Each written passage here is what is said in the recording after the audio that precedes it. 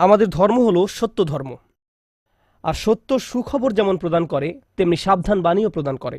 আমাদের সকল নবী রাসূলদের, বিশেষত রাসূলুল্লাহ সাল্লাল্লাহু আলাইহি সাল্লামকে আল্লাহ আজ্জা জাল্লা বর্ণনা করেছেন মুবাশশিরান ওয়া নাযিরান, সুসংবাদদাতা ও সতর্ককারী। যদি কেউ শুধু সুসংবাদ প্রদান করেন তাহলে সে সাবধান বাণীর কথা ভুলে যাবে, আর যদি শুধু সতর্ক করতে থাকেন তাহলে সে এতই হতাশ হয়ে পড়ে যে মনে করে ভালো খবর বলতে আসলে কিছু নেই। বুঝতে পারলেন? আমি চেষ্টা করেছি এই ভারসাম্য রক্ষা করার। যেহেতু এই মাসটি প্রত্যাশার মাস, তাই আমি সুসংবাদের উপর একটু বেশি জোর দিয়েছি। আল্লাহ আজ্জা জাল্লার প্রতি আমাদের আশা এবং ভালোবাসা বৃদ্ধি করার চেষ্টা করেছি, কিন্তু এই একই সময়ে এর মাঝে একটা ভারসাম্য থাকতে হবে। যদিও আজকের বক্তব্যের শেষ অংশে আসার খবর আছে, কিন্তু শুরু করছি এমন একটা জায়গা থেকে যা অতটা আশাব্যঞ্জক নয়। দেখুন, আমাদের পূর্বের জাতি বনী ইসরায়েলকে আল্লাহ কিতাব দান করেছেন। আমাদের যেমন কুরআন রয়েছে, তাদেরকেও অন্য কিতাব দেওয়া হয়েছিল। কুরআন যাকে বর্ণনা করেছে অন্য কুরআন হিসেবে, অর্থাৎ আগের কিতাব। তারা তাদের কিতাবকে গুরুত্ব দিয়ে গ্রহণ করেনি। তাদের মাঝে বেশ কিছু বিভ্রান্তিমূলক ধারণা গড়ে ওঠে। আমরা যদিও এত ভালো মুসলমান নই, সমস্যা নেই। আল্লাহ যদি আমাদের দোজখে ফেলেনও, সবচেয়ে খারাপ পরিস্থিতিতে আল্লাহ যদি আমাদের জাহান্নামে ফেলেনও, এটা হবে সাপ্তাহিক ছুটির মতো, কয়েকদিন মাত্র। কারণ তিনি আমাদের এতই ভালোবাসেন যে মুসলমানরা শেষমেশ তো জান্নাতে যাবেই। তাই আমরা যদিও জাহান্নামে যাই, সেটা হবে অল্প কিছু দিনের জন্য, সমস্যা নেই। লান তামাসসানা নারু ইল্লা আইয়ামাম মা'দুদাত, গুটি কয়েকদিন ছাড়া আগুন কখনো আমাদের স্পর্শ করবে না, কিছুদিন মাত্র। ব্যাপারটা হলো, জান্নাত জাহান্নামের পূর্বে বিচার দিবস রয়েছে, যেটি একদিনের জন্য, সেটা 1000 বছর লম্বা হবে। জান্নাত বা জাহান্নাম নয়, আল্লাহর কথা অনুযায়ী শুধু বিচারের দিনটি এত লম্বা হবে। আর বিচারের দিনটি হবে মাত্র একদিনের, আর জান্নাত জাহান্নাম চিরকালের জন্য। তাই কেউ যখন বলে গুটি কয়েকদিন, তাকে এখনকার দিনের হিসেবে চিন্তা করলে তো হবে না।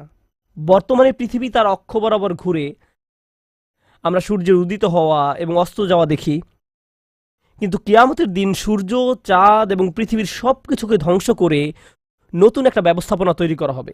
তাই আমরা এখন যেভাবে 24 ঘন্টার হিসেব করি, সেভাবে রাত দিনের হিসাব করলে তো চলবে না যখন আখিরাত শুরু হবে। চলুন তাহলে সবার আগে এই ধারণাটি আমাদের মাথা থেকে ফেলে দেই। কোরআনের বহু জায়গায় জাহান্নামের আলোচনা করা হয়েছে, কিন্তু আমি শুধু কোরআন থেকে একটি বর্ণনা আপনাদের সামনে উপস্থাপন করতে চাই। আমার মতে এটি আল কোরআনের জাহান্নামের সবচেয়ে গুরুত্বপূর্ণ বর্ণনা। কোরআনের একজন ছাত্র হিসেবে আমি মনে করি এই বর্ণনাটি জাহান্নাম সম্পর্কে জানার শুরু মাত্র। কেউ যদি এই বর্ণনাটি বুঝতে পারে, তাহলে সে জাহান্নাম সম্পর্কে যথেষ্ট জানে। আয়াতটি শুরু করা হয়েছে এই কথা বলে, ওয়ালা ইন মাসসাতহুম, এমনকি যদিও। যখন আমরা বাংলায় বলি যদি আমি সেখানে যাই, যদি আমি সেখানে যাই, তাহলে তোমার সাথে দেখা হবে। কিন্তু কেউ যখন বলে যদিও আমি যাই, এর মানে হলো যাওয়ার সম্ভাবনা ক্ষীণ। তাই আয়াতটি যদিও দিয়ে শুরু হওয়ার মাধ্যমে এমন কিছু ঘটার সম্ভাবনা কমিয়ে দিয়েছে। এভাবে বলার মাধ্যমে আল্লাহ কোনো কিছুর উপর জোর কমিয়ে দেন। সহজ কথায় তিনি বাক্যটিকে দুর্বল করে দিচ্ছেন। যদিও, যদিও কি? যদিও মাসসাতহুম, যদিও এটা তাদের স্পর্শ করে। আরবিতে মাসসা অর্থ কোনো কিছু যখন আপনাকে সামান্যতম স্পর্শ করে, যেমন কোনো মাছি যখন কোনো মতে স্পর্শ করে। যদি সেকেন্ডের জন্য স্পর্শ করে তখন তাকে বলা হয় মাস। সুতরাং এটা যদি তাদেরকে কোনো মতে স্পর্শ করে 1 সেকেন্ডের জন্য, মাসসাতহুম। এখন কি তাদের স্পর্শ করে? আপনারা হয়তো ভাবছেন আগুন যদি তাদের স্পর্শ করে। আল্লাহ বলছেন নাফহাতুন, একটা হালকা বাতাস যদি তাদের স্পর্শ করে। চলুন এই বাতাস নিয়ে একটু আলোচনা করা যাক। আরবিতে নাফহাতুন বলতে বোঝায় দরজা বন্ধ করলে যখন সামান্য একটু বাতাস এসে পড়ে, পর্দা নড়ে ওঠে, অথবা কেউ জানালা বন্ধ করলে যেভাবে হালকা বাতাসে পর্দা নড়ে ওঠে। এই বাতাসের যা বাহির থেকে ভেতরে আসে বা ভেতর থেকে বাহিরে যায়, দুই ধরনের আছে। একটি হলো লাফহা, লাম যোগে, আরেকটি হলো নাফহা। লাম যোগে লাফহা মানে বাতাসটি গরম, আর নুন যোগে নাফহা মানে বাতাসটি ঠান্ডা। আল্লাহ বলছেন এমনকি যদি ঠান্ডা বাতাস তাদেরকে স্পর্শ করে, যদি ঠান্ডা বাতাস তাদেরকে স্পর্শ করে তোমার প্রতিপালকের শাস্তি থেকে। তিনি এই আয়াতে জাহান্নাম কাউকে স্পর্শ করার কথা বলছেন না। তিনি এই আয়াতে আগুন কাউকে স্পর্শ করার কথা বলছেন না। তিনি এমনকি গরম বাতাস কাউকে স্পর্শ করার কথাও বলছেন না। তিনি আগুনের ঠান্ডা অংশের কথা বলছেন। আর এটা আপনাকে চিরকালের জন্য স্পর্শ করছে না, প্রসঙ্গত আমরা ফিজিক্সে পদার্থের 3টি অবস্থার কথা শিখেছি: সলিড, লিকুইড এবং গ্যাস। সলিড বা কঠিন কিছু যদি স্পর্শ করে আমরা তা অনুভব করতে পারি। এই মুহূর্তে গ্যাস আমাদেরকে স্পর্শ করছে, বাতাস এখন আমাদেরকে স্পর্শ করছে, আমরা এটা অনুভব করি না। আর এই আয়াতে আল্লাহ বর্ণনা করছেন কি তাদের স্পর্শ করছে? বাতাস তাদেরকে স্পর্শ করছে। কোন ধরনের বাতাস? অপেক্ষাকৃত গরম বাতাস নাকি ঠান্ডা বাতাস? ঠান্ডা বাতাস। ঠান্ডা বাতাস কোনো রকম তাদেরকে স্পর্শ করছে। এই আয়াতের সবচেয়ে উল্লেখযোগ্য বিষয় হলো, আমি একটু আগে নাফহা এবং লাফহার কথা বলেছিলাম। অন্য কথায় তারা এখনো জাহান্নামে প্রবেশ করেনি, তারা এর দিকে অগ্রসর হচ্ছে। আর জাহান্নামের অপেক্ষাকৃত ঠান্ডা বাতাস এসে কোনো মতে তাদেরকে স্পর্শ করল। তখন তাদের প্রতিক্রিয়া কি? চিৎকার করে বলে উঠবে, ইয়া ওয়াইলানা, হায়, সবচেয়ে কঠিনতম শাস্তি আমাদের জন্য শুরু হয়ে গেছে। ইন্না কুন্না যালিমিন, আমরা সব সময় অপরাধী ছিলাম। তারা সাথে সাথে তাদের সব অপরাধ স্বীকার করবে। যে কারণে এই আয়াতটি আমি সংক্ষেপে আপনাদের নিকট উপস্থাপন করলাম। প্রথমত, এই আয়াতে আল্লাহ জাহান্নামের শাস্তির অভিজ্ঞতা বর্ণনা করছেন না। আল্লাহ সকল বিশ্বাসীকে জাহান্নামের আগুন থেকে মুক্ত রাখুন। কিন্তু আল্লাহ এখানে বর্ণনা করছেন এমনকি জাহান্নামের আগুনের কাছে গেলে এবং ক্ষণিকের জন্য এর বাতাসের সামান্য স্পর্শ লাগলে একজন মানুষ চিন্তা করা শুরু করবে এর চেয়ে আর ভয়ঙ্কর কোনো শাস্তি হতে পারে না। এজন্যই আল্লাহ দোজখের আগুন সম্পর্কে বলছেন, ইন্নাহা সাআত মুস্তাকাররা ওয়া মুকামা, নিশ্চয়ই তা অবস্থানস্থল ও আবাসস্থল হিসাবে কতই না নিকৃষ্ট। অল্প এবং বেশি যে কোনো সময়ের জন্য ওটা কত নিকৃষ্ট জায়গা। 1 সেকেন্ডের জন্য এটা ভাববেন না যে আমি তো খারাপ, আল্লাহ যদি আমাকে জাহান্নামে ফেলেনও এক সময় তো আমি এখান থেকে মুক্তি পাবো। এই ধরনের চিন্তাকে কখনো প্রশ্রয় দিবেন না। এই ভূমিকা দেওয়ার পর যখন বিচার দিবস শুরু হবে, যখন সমগ্র মানব জাতি একত্রিত হবে, তারা জানে না কোথায় যাবে, তারা জানে না কোন দিকে ফিরবে। এই ঘটনা আসলে রাসূলুল্লাহ সাল্লাল্লাহু আলাইহি সাল্লামের একটি হাদিসে উল্লেখ করা হয়েছে এবং জ্ঞানের প্রতি মুসলমানদের আগ্রহ ছিল সব সময়। তো একবার কিছু মানুষ বিখ্যাত সাহাবী আনাস ইবনে মালিক রাদিয়াল্লাহু তাআলা আনহুর কাছে এলো, কারণ মানুষ লোকমুখে এই খবর পেয়েছিল যে আনাস এই হাদিসটি জানতেন, আর এটি অনেক বড় একটি হাদিস, বুখারী শরীফে বর্ণিত আছে। এই ঘটনা ঘটে রাসূলুল্লাহ সাল্লাল্লাহু আলাইহি সাল্লামের ইন্তেকালের পরে। তিনি বলেন, হাদ্দাসানা মুহাম্মাদুন সাল্লাল্লাহু আলাইহি ওয়াসাল্লাম। এখন আনাস রাদিয়াল্লাহু তাআলা আনহু কথা বলছেন। তিনি বলেন, রাসূলুল্লাহ সাল্লাল্লাহু আলাইহি সাল্লাম আমাদের বলেছেন, ইযা কানা ইয়াউমুল কিয়ামাতি মা জান্নাসু বা'দুহুম ফি বা'দ। মনোযোগ দিয়ে শুনুন। যখন বিচার দিবস শুরু হবে, মানুষ ঢেউয়ের মতো একে অপরের উপর আশ্রয় পড়বে, সর্বত্র বিশৃঙ্খলা, সবাই একে অন্যের দিকে ছুটতে থাকবে। ফায়াতুনা আদম, তারা কোনো একভাবে আদম আলাইহিস সালামের দেখা পাবে, তারা তার কাছে ছুটে আসবে। ফায়াকুলুনা ইশফা আলানা ইলা রব্বিক, সমগ্র মানব জাতি আদম আলাইহিস সালামের কাছে ছুটে আসবে এবং বলবে, আপনি কি দয়া করে আমাদের পক্ষ থেকে আল্লাহর সাথে কথা বলতে পারবেন? আমরা আল্লাহর ভয়ে ভীত। আপনি তো প্রথম মানুষ, আপনি তো সেই ব্যক্তি যাকে আল্লাহ ফেরেশতাদের সিজদা দিয়ে সম্মানিত করেছেন, আপনাকেই তো পছন্দ করা হয়েছে, আমরা সবাই আপনার সন্তান, আপনি আমাদের পিতা, তাই দয়া করে আমাদের জন্য আল্লাহর সাথে কথা বলুন, আমরা খুবই ভীত। এরপর তিনি বলবেন, ফায়াকুলু লাস্তু লাহা, তিনি বলবেন, আমি এর যোগ্য নই, আমি পারবো না। ফায়াকুলু লাস্তু লাহা ওয়ালাকিন আলাইকুম বিইব্রাহিম, তোমরা কেন ইব্রাহিমের সাথে কথা বলছো না? তোমাদের উচিত ইব্রাহিমের সাথে কথা বলা। অতএব মানব জাতি এখন কার খোঁজ করছে? ইব্রাহিম আলাইহিস সালাম। ফাইন্নাহু খলিলুর রহমান, তার কাছে যাও, কারণ তিনি রহমানের খুবই কাছের বন্ধু। ওয়াত্তাখাযাল্লাহু ইব্রাহিমা খলিলা, কুরআনে এসেছে আল্লাহ ইব্রাহিমকে তার বন্ধুরূপে গ্রহণ করেছেন। তাই ইব্রাহিমের কাছে যাও, তিনি তোমাদের সাহায্য করতে পারবেন। তারা ইব্রাহিমের কাছে যাবেন। ফায়াতুনা ইব্রাহিমা ফায়াকুলু লাস্তু লাহা, তারা ইব্রাহিমের কাছে গেলে তিনি বলবেন, আমি এর যোগ্য নই, আমাকে এই কাজের জন্য তৈরি করা হয়নি, আমি তোমাদের জন্য আল্লাহর সাথে কথা বলতে পারবো না। ওয়ালাকিন আলাইকুম বিমূসা, তোমরা কেন মূসা আলাইহিস সালামের কাছে যাচ্ছ না? তো মানব জাতি মূসা আলাইহিস সালামের কাছে দৌড়ে যাবে। ফাইন্নাহু কালিমুল্লাহ, তিনি আল্লাহর সাথে অনেক কথা বলতেন। ওয়া কাল্লামাল্লাহু মূসা তাকলিমা, আর আল্লাহ মূসার সাথে কথা বলেছেন সরাসরি। সুতরাং তিনি যেহেতু আল্লাহর সাথে কথা বলতে অভ্যস্ত, আজকে তো কথা বলার উত্তম সময়, তিনি তোমাদের পক্ষ থেকে আল্লাহর সাথে কথা বলবেন। ফায়াতুনা মূসা ফায়াকুলু লাস্তু লাহা, মানব জাতি দৌড়ে মূসা আলাইহিস সালামের কাছে যাবে, তিনি বলবেন, আমি এর যোগ্য না, আমি পারবো না। ওয়ালাকিন আলাইকুম বিঈসা, তোমরা ঈসা আলাইহিস সালামের কাছে কেন যাচ্ছ না? ফাইন্নাহু রূহুল্লাহ ওয়া কালিমাতুহু, তিনি হলেন আল্লাহর দেওয়া রূহ এবং তিনি আল্লাহর কালিমা, আল্লাহর হুকুমে তিনি অলৌকিকভাবে জন্মগ্রহণ করেন। কুন ফায়াকুন, অতএব তিনি যেহেতু সকল রাসূলদের মাঝে বিশেষ মর্যাদার অধিকারী, তার কাছে যাও, তার সাথে কথা বলো। সকল মানুষ দৌড়ে ঈসা আলাইহিস সালামের কাছে যাবে।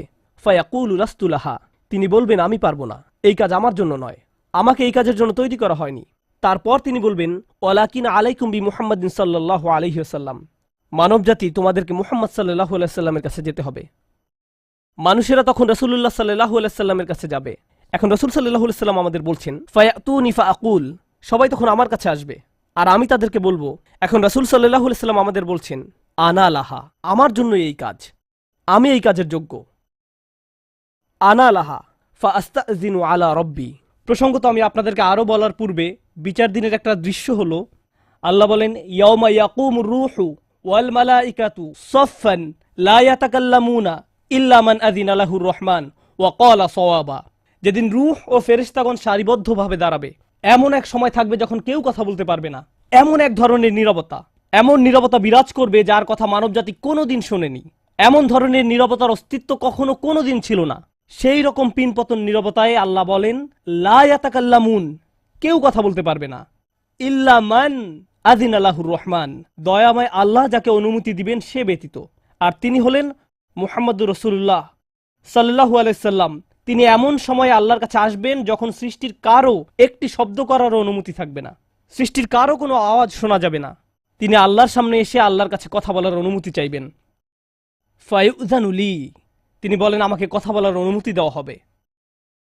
ওয়ায়ুলহিমুনি মাহামিদা আহমাদাহু বিহা লা ইয়াহদুরুনিল আন, সেই দিন আল্লাহ আমাকে স্পেশাল একটি দোয়ার মাধ্যমে তার প্রশংসা, তার কৃতজ্ঞতা করা শেখাবেন, যেটি বিচার দিবসে আমাকে দেওয়া হবে, যা এর পূর্বে কাউকে দেওয়া হয়নি, কোনো সৃষ্টিকে দেওয়া হয়নি। এক স্পেশাল ওয়াহি রাসূলুল্লাহ সাল্লাল্লাহু আলাইহি সাল্লামকে দেওয়া হবে বিচার দিবসে, যা কোনো সৃষ্টিকে দেওয়া হয়নি। আর তিনি সেই দিন সে স্পেশাল উপায়ে আল্লাহর প্রশংসা করবেন, লা ইয়াহদুরুনিল আন। আর সেই ওহী এখনো আমার কাছে আসেনি, সেই দোয়া এখনো আমি জানি না। ফা আহমাদাহু বিতিলকাল মাহামিদ, তারপর আমি আল্লাহর দেওয়া সেই স্পেশাল বাক্যগুলোর মাধ্যমে আল্লাহর প্রশংসা করব। ওয়া আখিরু লাহু সাজিদান, আমি সেই বাক্যগুলো উচ্চারণ করার পর আল্লাহর সমীপে সিজদায় অবনত হব। কিয়ামতের দিনে দৃশ্যপটে রাসূলুল্লাহ সাল্লাল্লাহু আলাইহি সাল্লাম এমন জায়গায় থাকবেন, এই অবস্থাকে বলা হয় মাকাম মাহমুদা, একটা স্টেশন, অথবা বলতে পারেন এমন একটা স্টেজ যা প্রশংসিত, আর মানবজাতি সেটা প্রত্যক্ষ করবে। আমরা সবাই এটা দেখতে পাবো। আমরা সবাই তখন নিশ্চুপ থাকব, আর তিনি সিজদায় পড়ে যাবেন। তিনি যখন সিজদায় পড়ে যাবেন তখন আল্লাহ আজ্জা ওয়া জাল্লা তার সাথে কথা বলবেন। এতক্ষণ তিনি আল্লাহর সাথে কথা বলছিলেন, এখন আল্লাহ আজ্জা ওয়া জাল্লা তার সাথে কথা বলবেন। তিনি কি বলবেন? ইয়া মুহাম্মদ ইরফা রাসাকা, তিনি বলবেন মুহাম্মদ তোমার মাথা উত্তোলন করো। ওয়াকুল, বলো, ইউসমা আলাকা, তোমার কথা শোনা হবে। শুধু যে আল্লাহ তার কথা শুনবেন তা নয়, বরং বিচার দিনে উপস্থিত সবাই তার কথা শুনতে পাবে। ইউসমা আলাক, তারপর আল্লাহ বলেন, ওয়াসাল তুতা, চাও তোমাকে দেওয়া হবে, তুমি যা চাও দেওয়া হবে। কিয়ামতের দিন আল্লাহর একটি সৃষ্টি কেমন পজিশনে থাকলে আমরা সবাই যখন আল্লাহর নিকট ভিক্ষা চাচ্ছি, আতমিম লানা নূরানা ওয়াগফির লানা, হে আমাদের পালনকর্তা, আমাদের নূরকে পূর্ণ করে দিন এবং আমাদেরকে ক্ষমা করুন, এই কথা বলে আমরা আল্লাহ আজ্জা ওয়া জাল্লার কাছে কাকুতি মিনতি করতে থাকব। আর এখানে আল্লাহ তার এই সৃষ্টিকে বলছেন, তুমি চাও, তুমি যা চাও আমি দিব। সাল তুতা, এই হলো আমাদের রাসূল সাল্লাল্লাহু আলাইহি সাল্লাম। তারপর আল্লাহ বলবেন, ওয়াশফা, তুমি যদি কারো পক্ষ থেকে কথা বলতে চাও, তুমি যদি কারো ব্যাপারে সুপারিশ করতে চাও, যাও সুপারিশ করো। তুশাফা, আমি তোমাকে অন্য মানুষদের পক্ষ হয়ে কথা বলার অধিকার দিলাম। তুশাফা, এই গ্যারান্টি আল্লাহ তার রাসূল সাল্লাল্লাহু আলাইহি সাল্লামকে দিয়েছেন। ফাকুলু ইয়া রব, তখন আমি বলবো ইয়া রব, উম্মতি উম্মতি, তিনি সর্বসাকুল্যে এই কথা বলবেন, এটাই তার সম্পূর্ণ বাক্য, আমার উম্মাহ আমার উম্মাহ, আমার মানুষ আমার মানুষ। কিয়ামতের দিন সবাই বলবে, নাফসি নাফসি, আমি নিজে আমি নিজে আমি নিজে। আল্লাহর নবীরা যারা মানুষকে আল্লাহর দ্বীনে আনার জন্য দিবারাত্রি পরিশ্রম করে গিয়েছেন, যেমন ইব্রাহিম আলাইহিস সালাম, যার এই দুনিয়ায় থাকাকালীন সময়ে শুধু একটাই উদ্বেগ ছিল মানুষের মুক্তি, বিচারের দিনে তিনি বলবেন, না, যাও অন্য কোথায় যাও, যাও মুসার সাথে কথা বলো। মুসা আলাইহিস সালাম, যিনি বনি ইসরাইল নিয়ে চিন্তিত ছিলেন, তিনি বলবেন, না, যাও ঈসার সাথে গিয়ে কথা বলো। আর আমাদের রাসূল সাল্লাল্লাহু আলাইহি সাল্লাম বলবেন, প্রসঙ্গত কোরআনে কিয়ামত দিবসের যে ভয়াবহতার কথা বর্ণনা করা হয়েছে তা একবার চিন্তা করে দেখুন। ইয়াউমা তারাউনাহা তাযহালু কুল্লু মুরদিআতিন আম্মা আরদাআত, প্রত্যেক মা যে তার বাচ্চাকে দুধ খাওয়াচ্ছে তার বাচ্চাকে ফেলে দিবে যেন সে কিছুই না। ইয়াফিরুল মারউ মিন আখিহি ওয়া উম্মিহি ওয়া আবিহি, সেদিন মানুষ তার ভাইয়ের কাছ থেকে পালাবে, মায়ের কাছ থেকে পালাবে, বাবার কাছ থেকে পালাবে। ওয়া সাহিবাতিহি ওয়া বানিহি, তার স্ত্রীর কাছ থেকে পালাবে, ছেলেমেয়ের কাছ থেকে পালাবে। আপনাদের কেউ কেউ হয়তো ইতিমধ্যে স্ত্রীর কাছ থেকে পালিয়ে বেড়ান। তাই আপনাদের কাছে হয়তো এটা অতটা ভীতিপ্রদ নয়। এই আয়াত হয়তো আপনার জন্য ভয়ের নয়, কেউ কেউ ভাবছে অবশেষে। যাই হোক, সমস্ত গুরুত্বের সাথে সেই দিন সবাই কাকে নিয়ে উদ্বিগ্ন থাকবে? নিজেকে নিয়ে। প্রকৃতপক্ষে সেদিন প্রত্যেক ব্যক্তি বলবে, অমান ফিল আরদি জামিআ সুম্মা ইউনজিহ, সবাইকে জাহান্নামে নিয়ে যান এবং বিনিময়ে আমাকে জান্নাতে প্রবেশ করতে দিন। এটাও কোরআনে এসেছে। মানুষ সেদিন এমন মরিয়া হয়ে উঠবে, সেদিন একজন মানুষ আল্লাহর সাথে কথা বলবেন, আর প্রথম যে শব্দগুলো তার মুখ থেকে উচ্চারিত হবে তা হলো উম্মতি উম্মতি। আপনার জন্য আপনার রাসূলের ভালোবাসা এমনই প্রগাঢ় সাল্লাল্লাহু আলাইহি সাল্লাম। আমার উম্মাহ, আমার উম্মাহ। যদি আমরা তাকে ভালোবেসে থাকি, তাহলে যেই উম্মতের জন্য আল্লাহ রাসূলের এত ভালোবাসা, সেই উম্মতের জন্য আমাদের অন্তরে কিভাবে এত ঘৃণার বাস হয়? কিভাবে সম্ভব এটা? কিভাবে আমাদের পরস্পরের প্রতি এত ক্রোধ, বিচার, সমালোচনা, বিভক্তি, বিদ্বেষ, অনুমান, অহংকার? আর এই মানুষগুলো দাবি করে তারা রাসূলুল্লাহ সাল্লাল্লাহু আলাইহি সাল্লামকে ভালোবাসে। এইসব তুচ্ছ বিষয় ভুলে যেতে এই ভালোবাসা কি যথেষ্ট নয়? আমাদের কোন পার্থক্যগুলো এর চেয়ে বড়? তো যখন রাসূলুল্লাহ সাল্লাল্লাহু আলাইহি সাল্লাম বলবেন উম্মতি উম্মতি, আল্লাহ সুবহানাহু ওয়া তাআলা বলবেন ফায়াকুলু ইনতালিক, এগিয়ে যাও। ফাআখরিজ মিনহা মান কানা ফি কলবিহি মিসকালা শাইরাতিন মিন ঈমান, মনোযোগ দিয়ে শুনুন, যাও এখান থেকে বের করে নাও যাদের অন্তরে ঈমান আছে, এমনকি এখানে শারিয়া মানে বার্লি দানা, যা সামান্য একটু লম্বা হয়, যাদের অন্তরে এতটুকু পরিমাণ ঈমানও আছে, যে কোনো ঈমান যদি তাদের অন্তরে থেকে থাকে, তাহলে তাদেরকে বের করে নাও। আপনি এগিয়ে যান এবং বের করে নিন। দৃশ্যপটটি কল্পনা করুন। রাসূলুল্লাহ সাল্লাল্লাহু আলাইহি সাল্লাম মানুষকে রাখছেন, যাও যাও যাও, তিনি তাদেরকে সরিয়ে নিচ্ছেন। কিছু মানুষকে নিয়ে যাওয়ার পর ফেরেশতারা থামিয়ে দিলেন, কারণ কারো কারো ঈমান এর চেয়েও ছোট। সামান্য পরিমাণ ঈমান বলতে আসলে কি বোঝায়? কেউ একজন হারাম কোনো কাজে যুক্ত ছিল, সে ভয়ানক কিছু একটা করছিল, কাজটা করে ফেলার পর তার মনে অনুশোচনা জাগ্রত হলো, তার ভেতর থেকে কিছু একটা বলছে, এটা খারাপ কাজ, আমার এটা করা উচিত নয়, আল্লাহ আমাকে এটা সম্পর্কে জিজ্ঞাসা করবেন। তারপর কোনো একভাবে তার এই চিন্তাটাকে সে দমিয়ে দিল, থাক এখন চিন্তা করার দরকার নেই। কিন্তু পরবর্তীতে সে আল্লাহর কাছে দোয়া করে বলল, ইয়া আল্লাহ, আমি জানি না কিভাবে এই কুঅভ্যাস থেকে বাঁচব, আমাকে এর থেকে মুক্তি দিন। আমি চাই না এটা আমার জীবনে আর ঘটুক, কিন্তু তবু আমি এটাতে আটকা পড়ে আছি। অতি ক্ষুদ্র ঈমান তার ভেতর থেকে চিৎকার করছে, অন্য কেউ এটা শুনতে পারছে না, তার অন্তর এটা শুনছে। আর আল্লাহ আজ্জা জাল্লা বলছেন, তারা যদি এতটুকু ঈমানও দেখাতে পারে, আপনি এগিয়ে যান, তাদেরকে বের করে নিয়ে আসুন। আপনি তাদেরকে বের করে নিয়ে আসুন। আর তিনি যখন এভাবে মানুষদেরকে বের করে নিয়ে আসবেন, তখন ফেরেশতারা একসময় থামিয়ে দিবেন, কারণ অনেক মানুষের অন্তরে এতটুকু ঈমানও নেই, সামান্য অনুতাপটুকু তাদের অন্তরে ছিল না। তাদেরকে থামিয়ে দিবেন। ফাআনতালিক ফাফআল, আমি গিয়ে এমনই করব। সুম্মা আউদ, তারপর আমি ফিরে আসব। অর্থাৎ ফেরেশতারা থামিয়ে দিবে, আর অন্য মানুষেরা সেখানে কাঁদতে থাকবে, আমাদের কি হবে, আমাদের কি হবে। তারপর রাসূলুল্লাহ সাল্লাল্লাহু আলাইহি সাল্লাম ফেরত আসবেন। ফাআহমাদাহু বিতিলকাল মাহামিদ, অতঃপর আমি পুনরায় সেসব প্রশংসা বাক্য দ্বারা আল্লাহর প্রশংসা করব। লক্ষ্য করুন, প্রথমবার তিনি প্রার্থনা করার জন্য অনুমতি চেয়েছিলেন, তাই না? দ্বিতীয়বারের বেলায় অনুমতির কোনো উল্লেখ নেই। লক্ষ্য করেছেন, তিনি আসলে সাথে সাথে আল্লাহর প্রশংসা করা শুরু করবেন। আল্লাহ কি তাকে এমনটি করতে বলেছেন? না, এটা হলো নিজ উম্মতের প্রতি তার অপরিসীম ভালোবাসার বহিঃপ্রকাশ। তিনি আবারও আল্লাহর প্রশংসা করা শুরু করবেন, এই আশায় যে আল্লাহ তাকে অটোমেটিক অনুমতি দিবেন। সুম্মা আখিরু লাহু সাজিদান, আর সিজদায় পড়ে যাব। ফায়াকুলু ইয়া মুহাম্মদ, আমাকে বলা হবে, হে মুহাম্মদ, ইরফা রাসাকা, তোমার মাথা উঠাও। কুল ইউসমা আলাকা, বলো তোমার কথা শোনা হবে। ওয়াসাল তুতা, চাও তোমাকে আবার দেওয়া হবে। ওয়াশফা তুশাফা, সুপারিশ করো, সুপারিশ গ্রহণ করা হবে। তোমাকে সুযোগ দেওয়া হবে তাদেরকে বের করে নেয়ার, তোমাকে তাদের জন্য সুপারিশ করার সুযোগ দেওয়া হবে। ফাআকুলু ইয়া রব উম্মতি উম্মতি, আমি তখন বলবো, হে আমার রব, আমার উম্মত, আমার উম্মত। তিনি তো ইতোমধ্যে অল্প ঈমানের অধিকারীদেরকে বের করে নিয়েছেন। ফায়াকুলু ইনতালিক, এরপর আল্লাহ বলবেন, এগিয়ে যাও। ফাআখরিজ মিনহা মান কানা ফি কলবিহি মিসকালা যাররাতিন আও খারদালাতিন মিন ঈমান, তোমাকে সুযোগ দেওয়া হবে তাদেরকে বের করে নেয়ার, সুপারিশ গ্রহণ করা হবে। যাদের অন্তরে এক বিন্দু পরিমাণও ঈমান আছে, বালির দানা নয়, বালির দানা তো এতটুকু লম্বা, বরং বিন্দু পরিমাণ। খারদালা মানে সরিষার দানা, অতি ক্ষুদ্র বিন্দুর মতো। আর যখন আল্লাহ বলছেন এর ওজনের মতো, বর্তমানে আমাদের কাছে ডিজিটাল ওজন মাপার যন্ত্র আছে, আগের দিনে পাল্লা ছিল, তাই আপনি যখন এক মুষ্টি চাল এক পাল্লায় রাখতেন, সেটা হয়তো তেমন একটা ঝুঁকতো না। যদি একটু বেশি করে চাল রাখতেন, তখন একটু ঝুঁকতো। এখন ডিজিটাল ওজন মাপার যন্ত্র দিয়ে গ্রাম, কিলোগ্রাম মাপা হয়। এমনকি সামান্য কয়েক দানা রাখলেও যন্ত্রের স্ক্রিনে ভেসে উঠে 0.001 গ্রাম। এখন শুধু একটি চাল রেখে দেখুন, বা একটি সরিষার দানা রেখে দেখুন, স্ক্রিনে কিছু ভেসে উঠে কিনা? কিছুই হয় না, কিছুই হয় না। আর আল্লাহ বলছেন, আমি তোমার সুপারিশের কারণে রাসূলুল্লাহ সাল্লাল্লাহু আলাইহি সাল্লামের দোয়ার কারণে এমন মানুষদেরকেও মুক্তি দিব যাদের ঈমান এমনকি এই দুনিয়ায়ও মাপা যায় না, এই দুনিয়ায়ও মাপা যায় না। প্রসঙ্গত আপনি যদি একটি দানা খান বুঝতে পারবেন যে কিছু খেয়েছেন? আপনি এমনকি বুঝতেও পারবেন না। এটা হলো এমন ধরনের ঈমান যার আছে এটা সে নিজেও ভালোভাবে বুঝতে পারে না, এমনকি তারা নিজেরাও ঠিকমতো বুঝে উঠতে পারে না যে ঈমান আছে, আর অন্যরা কিভাবে বুঝবে? আর কেউ যদি একটি দানা আহার করে এটা তাদের পুষ্টি সাধনে তেমন কোনো ভূমিকা রাখতে পারে না, এটা শরীরের জন্য যথেষ্ট পরিমাণের খাবার নয়।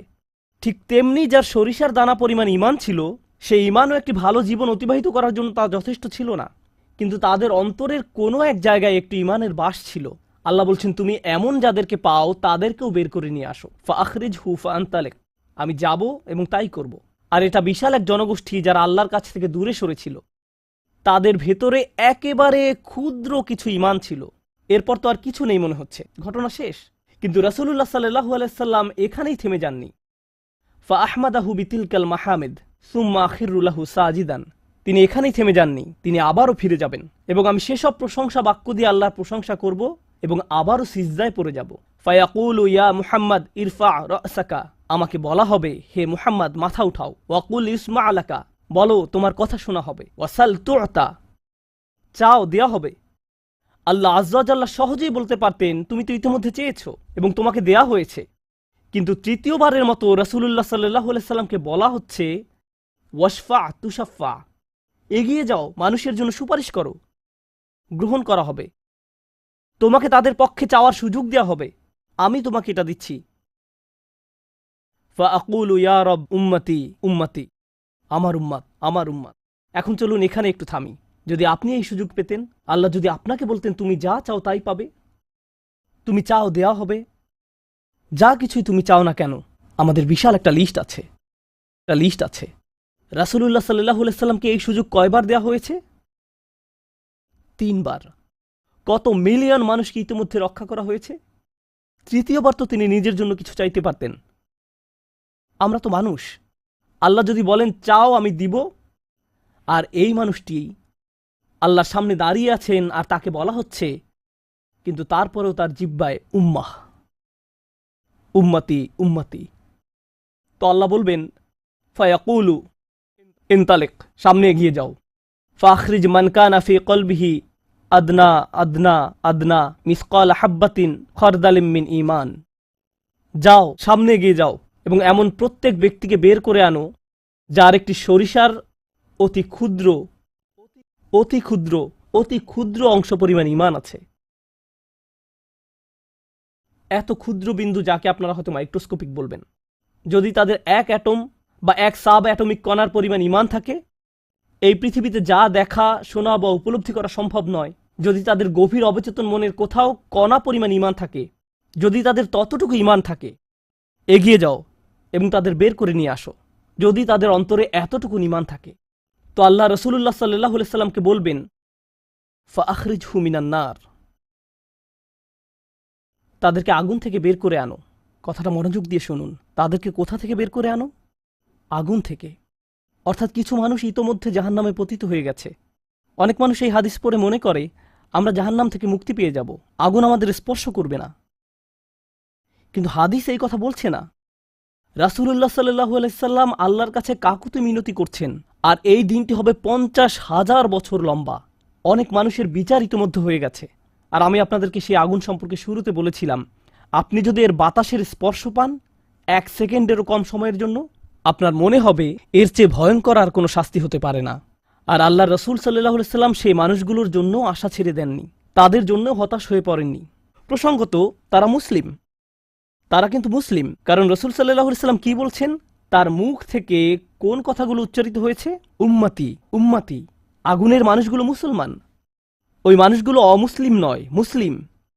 তো রাসূল সাল্লাল্লাহু আলাইহি সাল্লাম বলেন ফাআনতালিকু ফাআফআল, আমি যাব এবং সেটাই করব। প্রসঙ্গত রাসূলুল্লাহ সাল্লাল্লাহু আলাইহি সাল্লামের এই কথার সাথে হাদিসের সমাপ্তি হলো। আনাস ইবনে মালিক রাদিয়াল্লাহু তাআলা আনহু তার কাছে আসা লোকদেরকে এতটুকু বর্ণনা করলেন। ফাকুলতু লিবাদি আসহাবিনা, হযরত আনাসের কাছে হাদিস শিখতে আসা একজন বলল, আমি আমার কিছু সঙ্গীকে বললাম, লাউ মারারনা বিল হাসান ওয়া হুয়া মুতাওয়ারিন ফি মানজিলি আবি খলিফা, চলো আমরা হাসান বসরির কাছে যাই। আমরা হাদিসটি আনাসের কাছ থেকে শুনেছি, কিন্তু আমরা জানি এই হাদিসটি হাসানও জানেন। চলো আমরা তার কাছে যাই। প্রসঙ্গত আনাস রাদিয়াল্লাহু তাআলা আনহুর তখন অনেক বয়স হয়ে গিয়েছিল।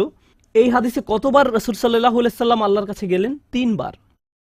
রাসূলুল্লাহ সাল্লাল্লাহু আলাইহি সাল্লাম ইন্তেকাল করেছেন বহু বছর আগে। আমরা জেনেছি এই হাদিস হাসান বসরিও জানেন। তারা আগে কখনো এই ধরনের কথা শুনেনি। খুবই আশ্চর্যজনক কথা। এজন্য তারা ব্যাপারটা যাচাই করতে চাচ্ছিলেন যে দেখা যাক হাসান বসরিও একই হাদিস বর্ণনা করেন কিনা। তারা শুনেছে হাসান বসরি বাস করেন আবু খলিফার বাড়ির পেছনের একটি ঘরে। তাই তারা হাসান বসরিকে খুঁজতে লাগলো। তারা তাকে খুঁজে পেলেন।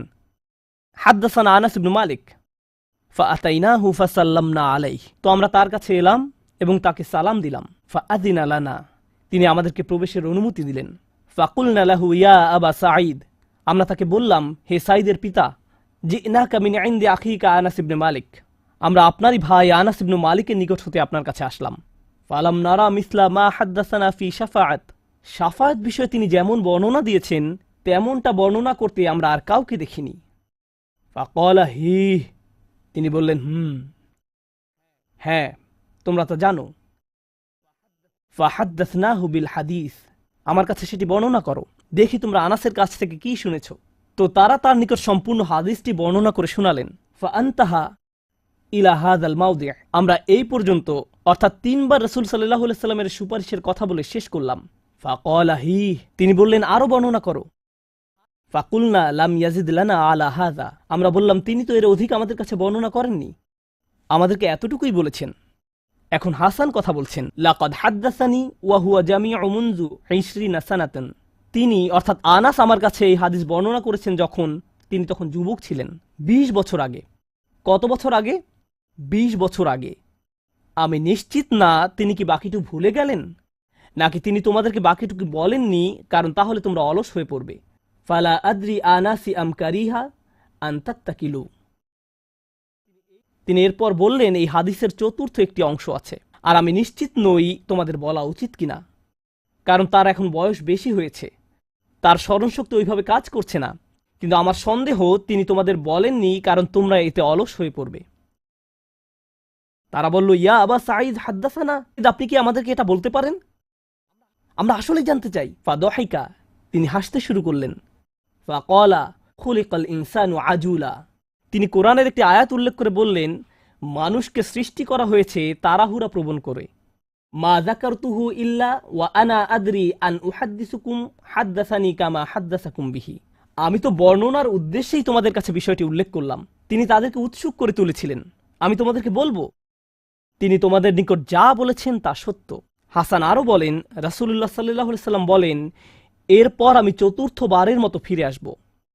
ফা আহমাদাহু বিতিলকাল মাহামিদ, এবং সেসব প্রশংসা বাক্য দিয়ে আল্লাহর প্রশংসা করব, যে বাক্যগুলো আল্লাহ আমাকে দিয়েছেন, যা অন্য কোনো সৃষ্টিকে এর পূর্বে দেয়া হয়নি, এবং সিজদায় পড়ে যাব। সুম্মা আখিরু লাহু সাজিদান, তখন বলা হবে, ফায়ুকালু ইয়া মুহাম্মদ ইরফা রাসাকা, হে মুহাম্মদ মাথা উঠাও। ওয়াকুল ইউসমা, বলো তোমার কথা শোনা হবে। ওয়াসাল তুতা, চাও দেয়া হবে। ওয়াশফা তুশাফা, সাফায়াত করো গ্রহণ করা হবে। এই সময়ে এসে এতটুকুর চেয়ে ছোট ঈমানও আর অবশিষ্ট নেই। সকল সম্ভাব্য ঈমানওয়ালাদের মুক্তি হয়ে গেছে। আদনা আদনা আদনা মিসকাল হাব্বা, সবাই মুক্তি পেয়ে গেছে। ফাআকুলু ইয়া রব ইযযান লি ফি মান ক্বালা লা ইলাহা ইল্লাল্লাহ। এখন রাসূলুল্লাহ সাল্লাল্লাহু আলাইহি সাল্লাম বলেননি উম্মতি, এইবার তিনি উম্মতি বলেননি, তিনি বলছেন, হে আমার প্রতিপালক, আমাদেরকে তাদের সম্পর্কে সাফায়াত করার অনুমতি দান করুন যারা বলেছে লা ইলাহা ইল্লাল্লাহ। যে এমনকি এই কথা বলেছে, আচ্ছা ঠিক আছে, আমার মনে হয় একজন সৃষ্টিকর্তা আছেন। একটি কলেজ ক্যাম্পাসে হয়তো একদল ছাত্র মুসলিম ছাত্রদের সাথে আলোচনা করছে। তখন একজন বলল, আচ্ছা ঠিক আছে, দার্শনিক দৃষ্টিকোণ থেকে মেনে নিলাম একজন ঈশ্বর রয়েছেন, ঠিক আছে আমি মানলাম যে একজন ঈশ্বর আছেন। আমি বলছি না যে আমি মুসলিম, যদি উপাসনা করতেই হয় তাহলে শুধু এক ঈশ্বরের উপাসনা করতে হবে। তাদের অন্তরে কোনো অনুভূতি নেই, তারা কারো ইবাদত করছে না, তারা শুধু এই উপসংহারে পৌঁছেছে। প্রসঙ্গত এই ধরনের একটা সাদৃশ্য পাওয়া যায় সূরা হুজরাতের একটা আলোচনায়। আল্লাহ বলছেন, ফাকালাতিল আরাবু আমান্না কুল লাম তুমিনু ওয়ালাকিন কুলু আসলামনা, বেদুইনরা বলে আমরা ঈমান এনেছি। বলো তোমরা ঈমান আনোনি, বরং তোমরা বলো আমরা আনুগত্য স্বীকার করেছি। তোমরা শুধু ইসলামের প্রাথমিক ধারণা গ্রহণ করেছ। ধারণা থাকে এখানে, আর ঈমান কোথায় থাকে? যাদের অন্তরে কিছু ঈমান ছিল তাদের ইতোমধ্যে নেয়া হয়ে গেছে। এখন যাদের মাথায় কিছু ধারণা ছিল যে একজন রব আছেন, তারা কোনোদিন ধর্ম প্র্যাকটিস করেনি, তারা ধর্মীয় কোনো কাজই করেনি, তারা শুধু এই ধারণা মেনে নিয়েছিল যে শুধু একজন প্রভুর উপাসনা করতে হবে। রাসূলুল্লাহ সাল্লাল্লাহু আলাইহি সাল্লাম বলছেন, যে কেউ এই সিদ্ধান্তে আসবে যে কেউ বলবে লা ইলাহা ইল্লাল্লাহ, তার জন্য শাফায়াত করার অনুমতি দান করুন। আল্লাহ বলবেন, ফায়াকুলু ও ইজ্জাতি ও জালালি ও কিবরিয়াই ও আযীমাতি। আল্লাহ বলবেন, আমি আমার কর্তৃত্বের শপথ করছি, আমি আমার স্বীয় গৌরবের শপথ করছি, আমি আমার বরত্বের শপথ করছি, আমি আমার মহত্বের শপথ করছি। লা উখরিজান্না মিনহা মান ক্বালা লা ইলাহা ইল্লাল্লাহ। আমি স্বয়ং অবশ্যই তাদের সবাইকে জাহান্নাম থেকে বের করব যারা বলেছে লা ইলাহা ইল্লাল্লাহ, তোমার এই সুপারিশের কারণে। সাল্লাল্লাহু আলাইহি সাল্লাম। জাহান্নাম কতটা ভয়ঙ্কর তার একটা ছোট্ট নমুনা দিয়ে আমি আজকের আলোচনা শুরু করেছিলাম। এখন সব শেষে রাসূলুল্লাহ সাল্লাল্লাহু আলাইহি সাল্লাম আমাদের জন্য এই শাফায়াত করছেন। এই হাদিসটি অন্যতম গুরুত্বপূর্ণ একটি হাদিস। এমনকি ২০ বছর পরে আনাস ইবনে মালিক এখন বৃদ্ধ হয়ে গেছেন, মানুষ তখনও তার কাছে শাফায়াত বিষয়ে জানতে এসেছেন। এমনকি আজকের দিনেও এই হাদিসটি অন্যতম শক্তিশালী একটি হাদিস, এবং অন্যতম এই জন্য যে ভুলভাবে ব্যবহার করার একটি বক্তব্য রাসূলুল্লাহ সাল্লাল্লাহু আলাইহি সাল্লামের। কখনোই এর অপব্যবহারের চিন্তাও করবেন না। এটা ফ্রি হয়ে যাওয়ার লাইসেন্স নয়। যদি আমরা মনোযোগের সাথে পড়ি তাহলে আমরা বুঝব যে আল্লাহ এমন মানুষদেরকে জাহান্নাম থেকে বের করে আনার জন্য অনুমতি দেবেন যাদের ঈমান যথেষ্ট ছিল না, যাদের সৎ কাজ যথেষ্ট ছিল না। পক্ষান্তরে এমন অনেক মানুষ থাকবে যাদের অন্তরে ঈমান আছে, যাদের ডান হাতে সৎ কাজ আছে, আর এই সৎ কাজগুলো বিচারের দিনে আলোতে পরিণত হবে। হৃদয়ের ঈমানও বিচারের দিনে জ্যোতিতে পরিণত হবে। ইয়াসআ নূরুহুম বাইনা আইদিহিম ওয়া বিআইমানিহিম। তাদের বুকের ভেতর থেকে আলো ছুটতে থাকবে এবং তাদের ডান হাত থেকে এই আলো টর্চে পরিণত হবে, গাড়ির হেডলাইটের মতো। চারপাশে থাকবে অন্ধকারাচ্ছন্ন, আর আপনি জান্নাতের দিকে ছুটতে থাকবেন। আপনাকে জাহান্নাম অতিক্রম করে যেতে হবে, এটা আল্লাহর নির্দেশ। ওয়া ইম মিনকুম ইল্লা ওয়ারিদুহা। জান্নাতে যেতে হলে সবাইকে জাহান্নাম অতিক্রম করে যেতে হবে, সবাইকে, এর কোনো ব্যতিক্রম নেই। আর এই ব্রিজ অতিক্রম করতে হলে আপনার আলো লাগবে। যদি আলো না থাকে তাহলে পড়ে যাবেন। তো মানুষ যখন হেঁটে যাচ্ছে তখন অনেকের এত পরিমাণ আলো থাকবে যেন মক্কা থেকে সিরিয়া দেখা যাচ্ছে, আর কারো কারো এত অল্প পরিমাণ আলো থাকবে যে তারা কোনো মতে পায়ের সামনের কিছু অংশ দেখতে পাবে, কারণ তাদের ঈমান দুর্বল ছিল। কিন্তু এই হাদিস এমন মানুষদের সম্পর্কে নয় যাদের সামান্য কিছু আলো থাকবে বা অনেক বেশি আলো থাকবে। এই হাদিস এমন মানুষদের সম্পর্কে যাদের আলো এত স্বল্প পরিমাণ যে এটি দিয়ে কিছুই দেখা যাচ্ছে না। আর যাদের আলো আছে তারা আল্লাহর কাছে ভিক্ষা করতে থাকবে, রব্বানা আতমিম লানা নূরানা ওয়াগফির লানা। আমাদেরকে আমাদের আলো পূর্ণ করে দিন, ব্যাটারি যেন শেষ হয়ে না যায়। আমাদেরকে জান্নাতের গেটে পৌঁছে দিন, আমাদেরকে ক্ষমা করে দিন। আমরা আল্লাহর কাছে ভিক্ষা চাচ্ছি যেন তিনি আমাদের কপালে রাসূলুল্লাহ সাল্লাল্লাহু আলাইহি সাল্লামের শাফায়াত জুড়ে দেন। তিনি যেন আমাদেরকে তাদের অন্তর্ভুক্ত করেন যারা আরশের ছায়ায় থাকবে। আমরা আল্লাহর কাছে প্রার্থনা করছি তিনি যেন আমাদেরকে তাদের অন্তর্ভুক্ত করেন যাদেরকে এমনকি জাহান্নামের আগুনের ঠান্ডা বাতাসও স্পর্শ করবে না। আমরা আল্লাহর কাছে দোয়া করছি তিনি যেন আমাদেরকে তার রাসূলের অনুগত উম্মায় পরিণত করে দেন। তাদের অন্তর্ভুক্ত নয় যাদের ব্যাপারে তিনি অভিযোগ করবেন, বরং তাদের অন্তর্ভুক্ত করুন যাদের জন্য তিনি সুপারিশ করবেন। আগেরবার আমি বলেছিলাম একদল মানুষ সম্পর্কে রাসূলুল্লাহ সাল্লাল্লাহু আলাইহি ওয়াসাল্লাম অভিযোগ করবেন, ইন্না কওমি ইত্তাখাযু হাযাল কুরআনা মাহজুরা। হে আমার রব, নিশ্চয়ই আমার কওম এই কুরআনকে পরিত্যাজ্য গণ্য করেছে। আমরা তাদের অন্তর্ভুক্ত হতে চাই না। আমরা তাদের অন্তর্ভুক্ত হতে চাই যাদের জন্য তিনি আল্লাহর কাছে সুপারিশ করবেন। আল্লাহ যেন আমাদের সবাইকে তার রাসূলের শাফায়াতের যোগ্য করে দেন। আমি দোয়া করছি আমরা প্রত্যেকে যেন আমাদের রাসূলের সুন্দর দ্বীনের প্রতিনিধিত্ব করতে পারি, আর তার জন্য আমাদের অন্তরে যে ভালোবাসা রয়েছে তা যেন আমাদের পরস্পরের আচার ব্যবহারের মাঝেও প্রতিফলিত হয়।